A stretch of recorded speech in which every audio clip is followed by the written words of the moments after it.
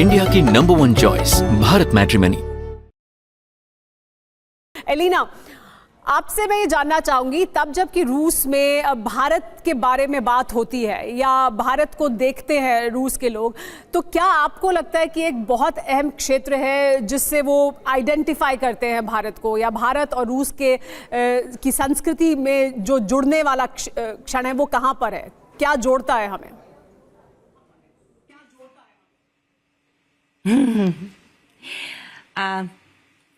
ये दोस्ती हम नहीं तोड़ेंगे, तोड़ेंगे दम मगर तेरा साथ ना छोड़ेंगे। ये दोस्ती का रिलेशनशिप है। बहुत खूब, और इससे बेहतर इसको नहीं कहा जा सकता एलिना जो आपने कहा। और इसमें दोनों बातें हैं कि हम कितने सालों से एक दूसरे से जुड़े हुए हैं, उसको भी ये दिखाता है, और कैसे कल्चर, संस्कृति एक बहुत अहम हिस्सा है जिसके ज़रिए आप जब लोगों को जोड़ते हैं तो वो रिश्ते बहुत सालों तक चलते हैं। प्रोफेसर भारद्वाज, ये देखिए, ये पहचान है भारत की, और वहाँ रूस में आप किसी से भी कहीं भी बात करेंगे, वो भारत को भारत की फिल्मों से, भारत के जो संस्कृति है उसके ज़रिए पहचानते हैं। देखिए, आप अगर थोड़ा पीछे देखेंगे, पिछले 4-5 दशक से कई जो इंडियन मूवी हैं वो रशिया में बहुत पॉपुलर है। आप देखिए राज कपूर की मूवी मेरा नाम जोकर, उसमें रशिया का पूरा जो सर्कस और जो लव स्टोरीज़ दिखाते हैं वो इतना अपने आप को अट्रैक्ट करता है कि दोनों कल्चर को एक तरीके से यूनिक बनाता है और दोनों की एक दूसरे के प्रति अंडरस्टैंडिंग बढ़ाता है। और मुझे लगता है कि बीच में ये कोल्ड वार पॉलिटिक्स की वजह से थोड़ा डिस्टेंस हो गया था और बाद में परिवर्तन आए 1990 के बाद में, लेकिन फिर से जो हमारा एक लॉस्ट, मैं ये कहूँगा कि थोड़ा शीतल हो गया था जो लिंक, उसको वो पुतिन ने एकदम वार्म कर दिया। और देखिए कई क्षेत्र हैं जिसमें भारत और रशिया दोनों फर्दर कोऑपरेट कर सकते हैं। 2 क्षेत्रों का अभी इंडिकेट किया कि देखिए हम फिशरीज और मीट का एक्सपोर्ट करके भी भारत के एक्सपोर्ट को इजाफा कर सकते हैं। जब 2022 में युद्ध शुरू हुआ यूक्रेन के साथ, तो बेसिकली जो नेचुरल एक मार्केट था यूरोप का रशिया में, वो चाइना ने फिलअप किया। चाइना के लिए रशिया एक मार्केट बन गया। मुझे लगता है कि वहाँ पर डाइवर्ट करने की ज़रूरत है। एक बहुत बड़ा इनिशिएटिव चल रहा है इंडिया, आप ये देखिए आईमैक जो है, India middle international transport corridor जो है, north south international transport corridor, that वो कनेक्ट करता है भारत को ईरान से, सेंट्रल एशिया रिपब्लिक से और रशिया से। और अगर ये मजबूती के साथ ये कॉरिडोर रिवाइव हो जाता है तो आप ये देखिए कि जो पेरिसेबल आइटम है, जो प्रोडक्ट्स है, जिसमें मैंने फिशरीज का जिक्र किया, मीट का जिक्र किया, एक बहुत बड़ा एक रूट क्रिएट हो जाएगा भारत के लिए वहाँ पर, और ये ट्रेड गैप को कम करेगा। एक और सेक्टर है जो भारत रशिया के साथ में, जो IT सेक्टर, और खासकर IT में भी IT सोल्यूशन जो भारत का और सिलिकॉन वैली का एक बहुत बड़ा कंट्रीब्यूशन दुनिया में रहा है। तो मुझे लगता है रशिया के साथ में टेक्नोलॉजिकल कोऑपरेशन में भी IT सॉल्यूशंस को हमारे जो IT और सर, जब हम बात करें कि 10 लाख नौकरियां जनरेट करने की बात हो रही है, तो उसमें ये एक अहम सेक्टर होने वाला है, मुझे लगता है कि जहां पर हम सर्विस सेक्टर की बात करें। तो देखिए, और साथ ही हम आपको तस्वीरें भी देखिए दिखा रहे हैं, ये हैदराबाद हाउस की तस्वीरें हैं। कुछ ही देर में, क्योंकि मुलाकात चल रही है, वार्ता जारी है प्रधानमंत्री मोदी और राष्ट्रपति पुतिन के बीच। जैसे ये वार्ता खत्म होगी, प्रेस कॉन्फ्रेंस होगी, हमारी नजर इस पर बनी हुई है। जैसे ये यहाँ पर प्रेस कॉन्फ्रेंस शुरू होगी, हम यहाँ पर भी आपको लेकर चलेंगे। लेकिन इस बीच हमारी रशिया और यहाँ दिल्ली से ये जो बड़ी दोनों स्टूडियोज की कवरेज है वो लगातार जारी है।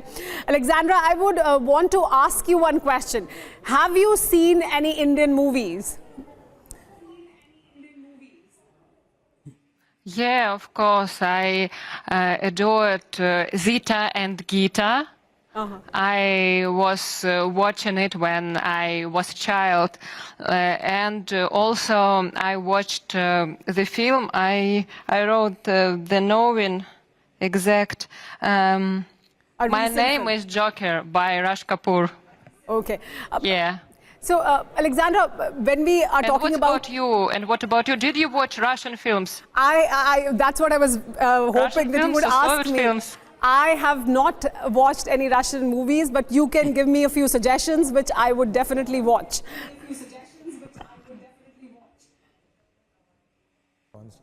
I think that you should watch Iron of Destiny by Eldar Rязанов. Okay. It's very wonderful film. So this is the movie that I am And, going to watch. Moscow Doesn't Believe in Tears by Vladimir Menshov.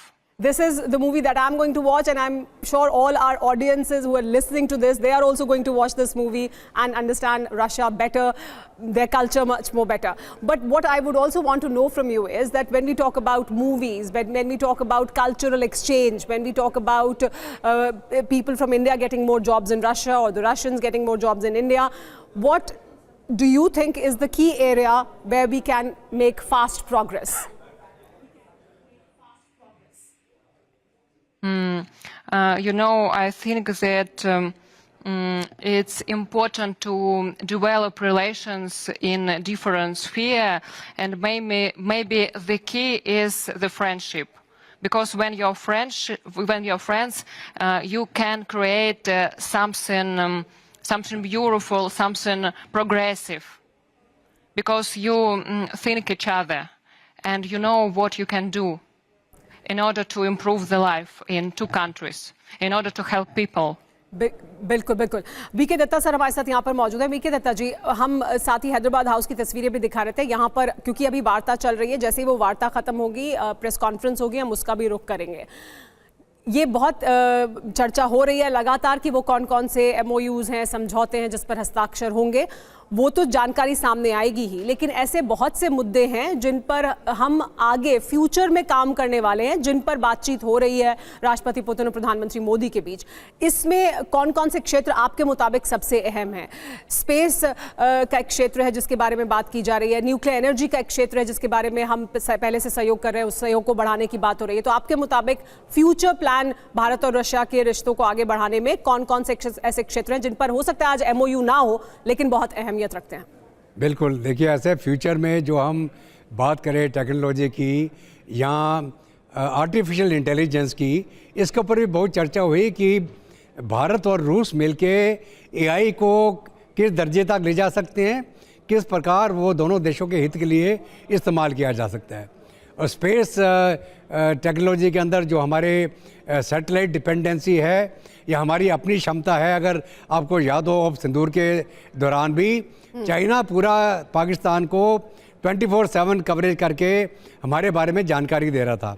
हमारा जो NavIC system था वो थोड़ा इतना ज़्यादा develop नहीं है जहां हम फोकस कर पाएँ उसको, वो भी हमने अभी रिसेंटली अगर आपको याद हो हमने लॉन्च किया है ताकि हमारे भी सैटेलाइट 24/7 अपने एरिया ऑफ इंटरेस्ट को कवर कर सकें।